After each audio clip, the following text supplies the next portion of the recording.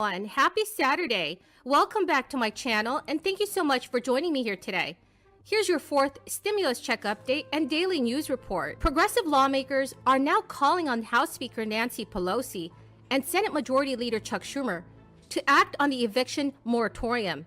Millions of Americans are urging that Congress also include a fourth stimulus payment into the new budget plan. The three winners of this week's Walmart gift card giveaway are Victoria Nolan, Donna Durbin, and Joaquim Raposo. Congratulations to all three of you. Remember everyone, next Friday, I will be giving away more gift cards. Please tune in my upcoming videos for more details to the new great giveaway. House progressives on Friday urgently called on Democratic congressional leaders to pass legislation to extend a federal eviction moratorium after the Supreme Court ended an extension.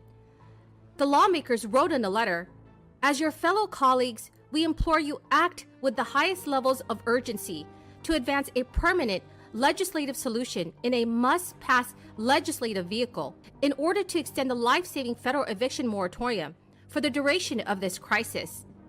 The letter was led by Democratic Representative Ayanna Pressley, Alexandria Ocasio-Cortez, Jimmy Gomez, and Cori Bush.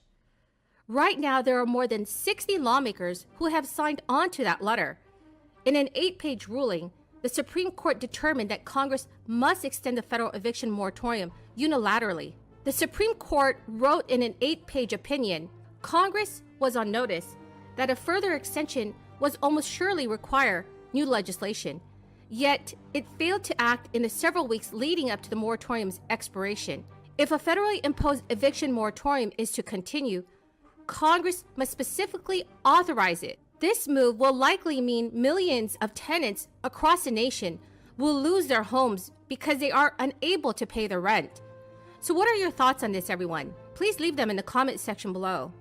Administrator Criswell, you and I have spoken extensively about this. We were together yesterday, and we spoke to the governors of Louisiana, Alabama, and Mississippi to ask what they need from us before the storm arrived.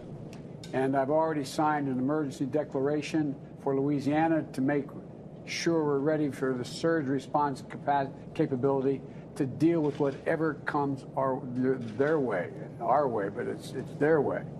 You know, we've deployed 500 FEMA emergency response personnel in Texas and Louisiana, in addition to 2,000 FEMA personnel already supporting our response in the region.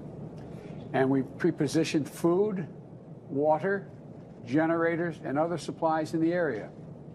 Power restoration and mobile communication support teams are also en route.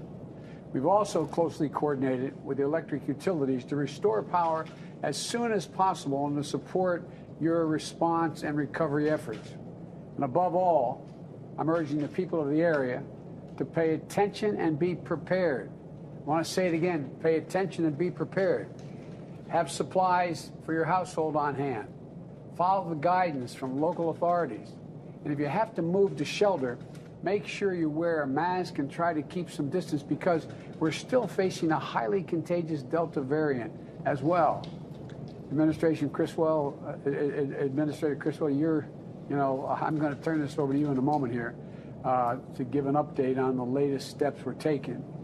And I want you to know what more I need to know everything you think we need to be able to do. If you haven't gotten the authority for it, tell me now. We'll get it done.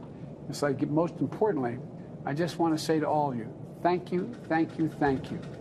Everything you're doing to prepare for this dangerous storm is going to mitigate the impact of potential natural disasters results that are going to be visited on so many people in the region.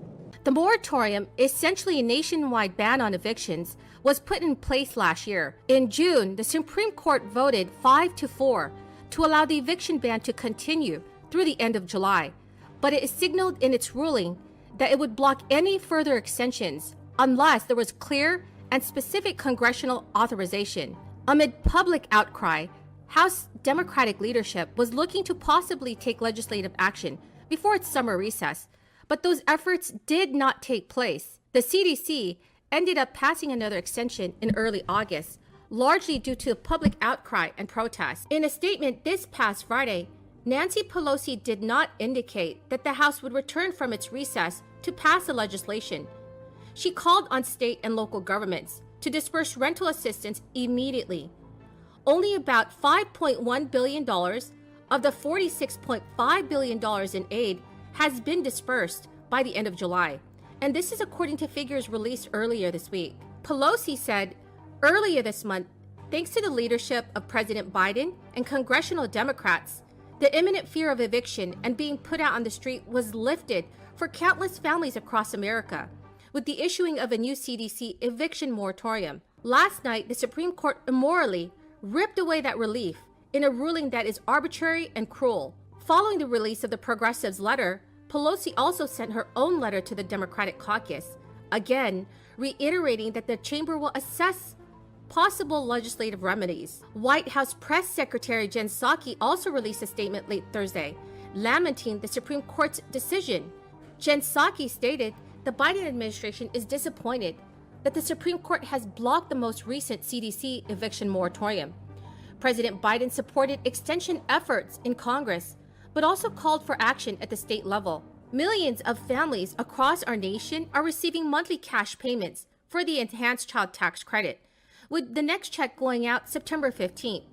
And under the American Rescue Plan, a new child who counts as a qualifying dependent this year could be eligible for that third stimulus payment of up to $1,400, though the money won't be available until after a tax return is filed in 2022. So what other relief money could be coming your way? California residents right now will see another round of Golden State stimulus checks for $600 as early as next week. There are also $1,000 thank you payments going out to teachers and school staff in some states. The IRS is also sending supplemental plus-up payments for owed stimulus money and tax refund money on 2020 unemployment compensation. As Americans continue to struggle financially, there is plenty of support for a fourth payment, as evidenced by petition calling for $2,000 monthly checks that's collected over 2.8 million signatures. So if you support the fourth round of stimulus checks, please go make sure to sign it on change.org. So everyone, that's the end of the video for this morning. I greatly appreciate all of you joining me here today. Please tune in to my upcoming videos for more details to the new giveaway. To enter that giveaway, all you have to do is subscribe to my channel, like this video, and also leave a comment below. Thank you so much, everyone, and have a very, very blessed weekend.